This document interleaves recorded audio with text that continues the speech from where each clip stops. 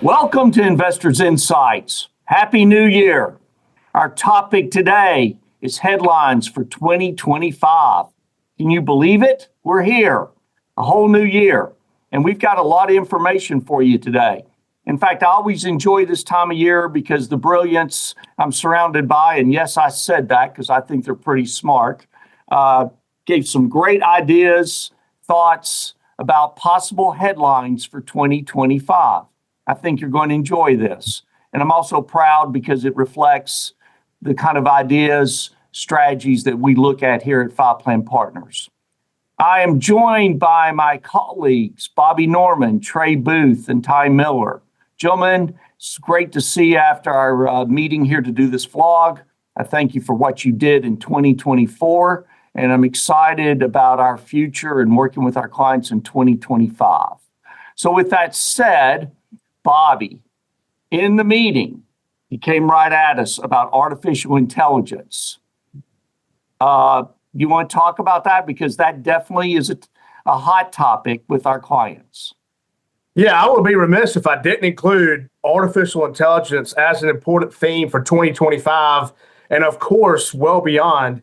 While artificial intelligence deserves its own vlog, I will simply mention that we are increasingly seeing different ways AI is making industries and the overall economy more productive. And I think in 2025, it will be interesting to see how businesses will determine how to amplify the initial productivity gains we've already seen, harness the potential for autonomous AI, and then also refine their approach to possible ethical use. And so that includes improving the efficiency of machinery, for example, used to drill and pump oil, as artificial intelligence has helped to optimize production processes.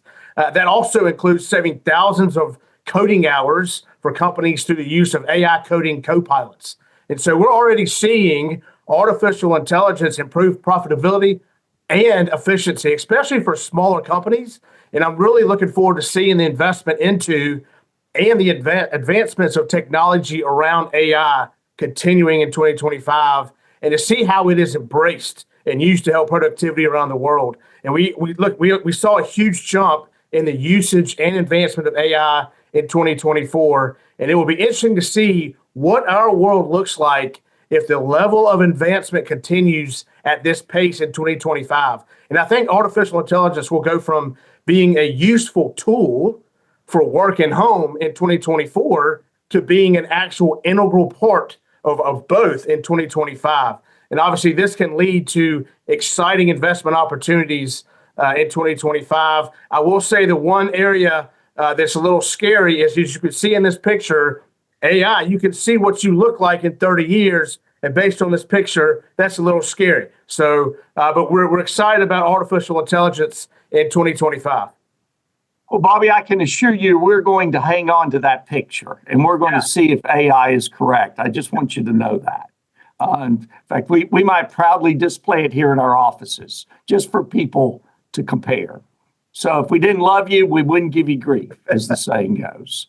But great insight on that, and we definitely think it's going to be a topic. You know, I remember the days when the internet was starting out, where people were buying things on the internet, and people were like, oh, that'll never work. And here we are today. And now with artificial intelligence, I think we're going to see a lot of those trends come true that you've talked about today, as well as others. Trey, here we are, we're talking about artificial intelligence. And then you look at us and you bring up the national debt, which I thought was a very timely topic and is going to be probably another theme of 2025. Our clients also have asked us a lot about that. So give us your insight and the research you've done. We want to hear your thoughts. Yeah, absolutely. Thanks, Greg. This is definitely going to be, this isn't a new topic for sure, but it's an ever-growing topic. On this chart, what I can show you is, here's our national debt broken down by when it matures.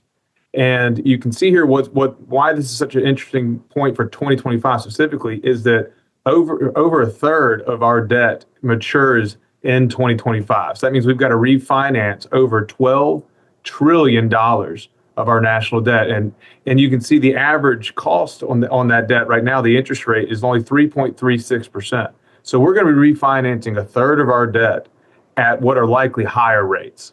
And so this has been building over the last few years. People that have been watching our vlog for a few years remember back at the end of 2023, when long-term interest rates started to go up, the Treasury Secretary, Janet Yellen, at that time started to issue longer dated debt, trying to lock in our debt, and the market didn't like that. And so she took that, took that signal and started issuing more short-term debt. Well, that's coming due now. And so that's why we have such a large amount of our debt that we've got to refinance in 2025.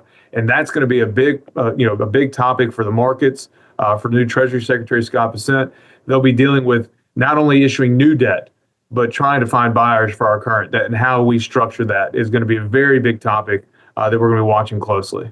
Yeah, it's definitely going to be a headliner. There's no doubt about that. And the media will come at it from different perspectives. And we want to give you, as our clients and viewers, insight on what we're seeing out there. But I thought that was a great one to bring up this morning as we start out in 2025. I thank you for doing all that research.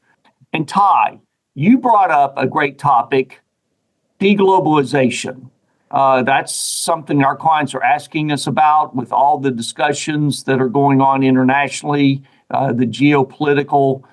So very interested to hear what you have to say and share with our clients. You did a great job in our meeting, and so elaborate on that. Yeah, our research partner, Strategas, talks a lot about ever since the fall of the Berlin Wall, how there's been world trade, and something in 2018 kind of changed that. And we've started to go to deglobalization. And a lot of people said, well, that's just President Trump's kind of method. But as you saw in the Biden administration, those didn't go away.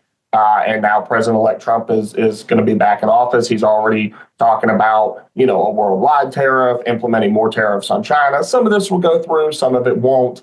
But important to note that, we're really getting to the sense of deglobalization here, not just between the U.S. and China, but between the entire world. And so as you see in this chart here, this is import restrictions among the group of 20 countries.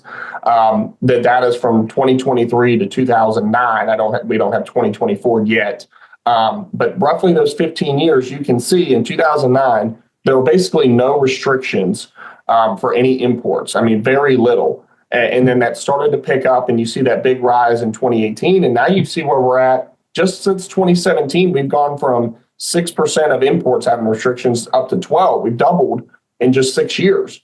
And again, I mean, if you look back, the 14 years to 2009, basically nothing. It's going to be interesting to see as we go forward, this deglobalization and how that impacts everyday lives, how that impacts worldwide interest rates, worldwide inflation rates, and just, worldwide, war and trade policies, everything. And that's going to be very interesting to monitor as we go forward. Yeah, no, I totally agree with you, and think it also will be a headliner. I think that we will have the media pick up on that.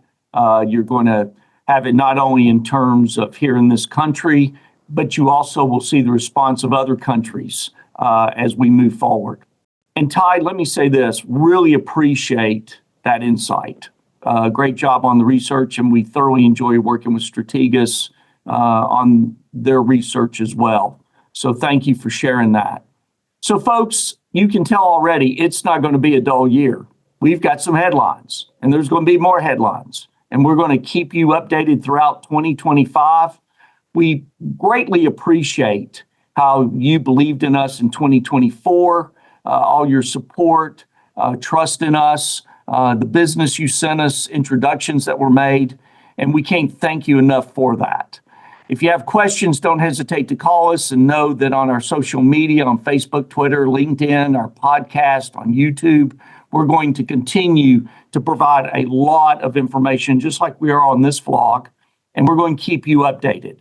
But never hesitate to pick up the phone, send us an email, ask a question. We like the dialogue. We want to communicate, and know that any way we can strive every day to make your life better, richer, fuller. We want to do that. We thank you. Happy New Year. Let's start the celebration. Thanks.